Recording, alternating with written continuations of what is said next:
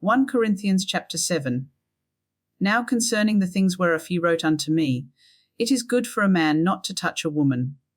Nevertheless, to avoid fornication, let every man have his own wife, and let every woman have her own husband.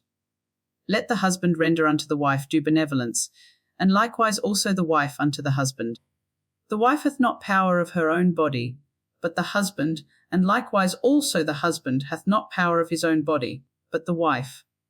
Defraud ye not one the other, except it be with consent for a time, that ye may give yourselves to fasting and prayer, and come together again, that Satan tempt you not for your incontinency. But I speak this by permission, and not of commandment. For I would that all men were even as I myself.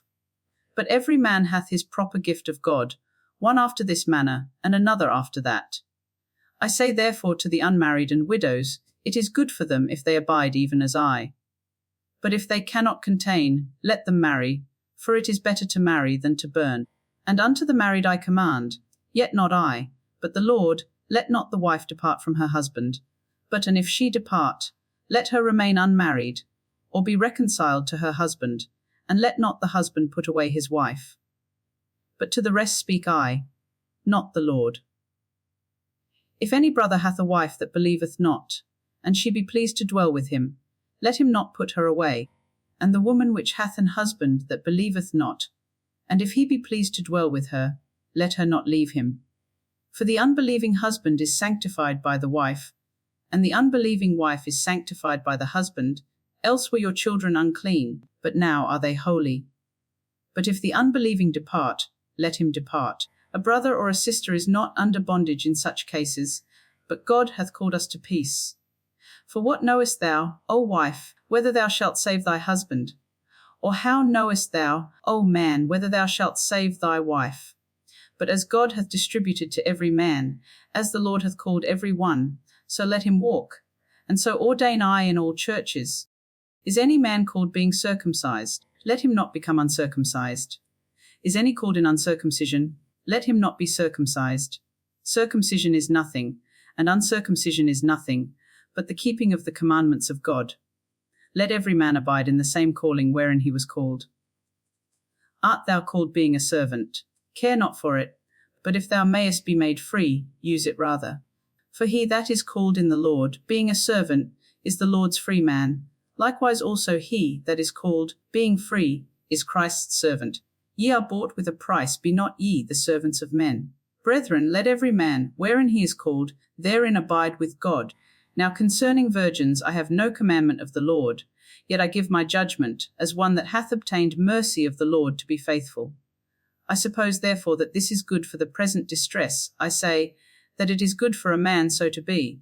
Art thou bound unto a wife? Seek not to be loosed. Art thou loosed from a wife? Seek not a wife. But and if thou marry, thou hast not sinned. And if a virgin marry, she hath not sinned. Nevertheless such shall have trouble in the flesh, but I spare you.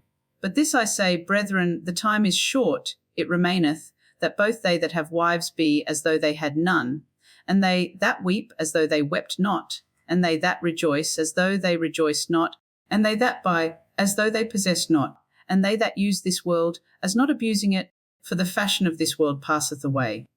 But I would have you without carefulness. He that is unmarried careth for the things that belong to the Lord, how he may please the Lord. But he that is married careth for the things that are of the world, how he may please his wife. There is difference also between a wife and a virgin. The unmarried woman careth for the things of the Lord, that she may be holy both in body and in spirit. But she that is married careth for the things of the world, how she may please her husband. And this I speak for your own profit, not that I may cast a snare upon you, but for that which is comely, and that ye may attend upon the Lord without distraction. But if any man think that he behaveth himself uncomely toward his virgin, if she pass the flower of her age, and needs so require, let him do what he will, he sinneth not, let them marry. Nevertheless he that standeth steadfast in his heart, having no necessity, but hath power over his own will, and hath so decreed in his heart that he will keep his virgin, doth well. So then he that giveth her in marriage doth well, but he that giveth her not in marriage doth better. The wife is bound by the law as long as her husband liveth, but if her husband be dead, she is at liberty to be married to whom she will, only in the Lord.